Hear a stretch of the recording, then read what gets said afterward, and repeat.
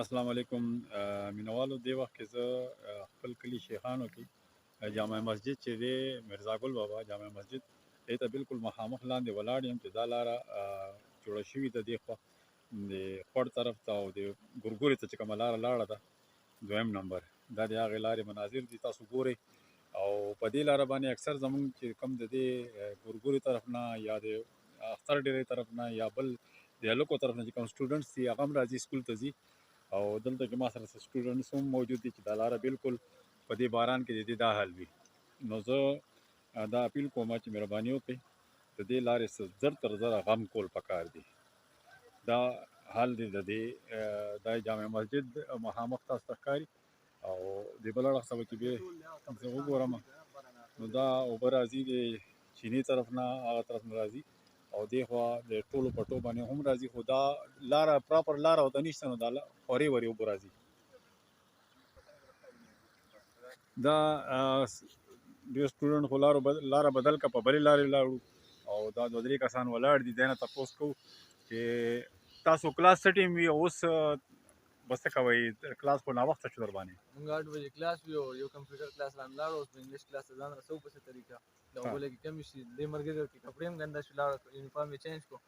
وډاوټ کې را روان دی اوس نن منډه ورځ هم ده او انچل به هم کې کالج کې پرنسپل طرف نه پنشمنټ به خامخا کېږي ځکه چې هغه خدا نه مني که نه چې تاسو په اوبو کې پرېوتئ یا باران در باندې رالو ته پکې را پرېوتې ها پرېوته سپینې کپړې غونډې ګنده شوې دا بوس دي په داسې په زلوزو به راتاویږي په پړاو داسې په دې بل لارې به راتاویږي په اوږده لاره به راتاویږي دا لاره بنده ډبل ایکسټرا به شي که نه یا به بایک باندې راتاویږي پیدل خو به دا 11 بجې ته ورسي په زلوزو ته بالکل جی دا زمونږ چې کوم چیرمنان صاحبان دي یاسر صاحب تاسو ته او د نورو چې څومره ملګري دي د دې علاقې چې کوم زمونږ چارواکي دي ټولو ته دا اپیل دی چې دې لارې باندې دا د جومات لاره هم ده او په دې لارې باندې څه توجه وکړئ چې دا لاره سمه شي او په دې باندې زنانه هم ځي په دې باندې ماشومان هم ځي په دې باندې سټوډنټس هم ځي په دې باندې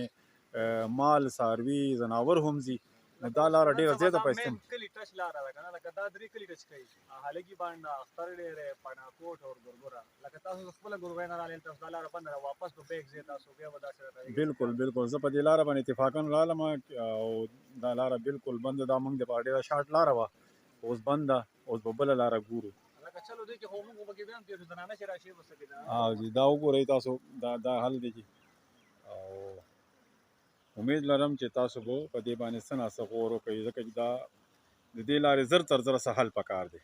ډېره مننه الله مو روغ جوړ آباد را خوشحاله اوسئ السلام علیکم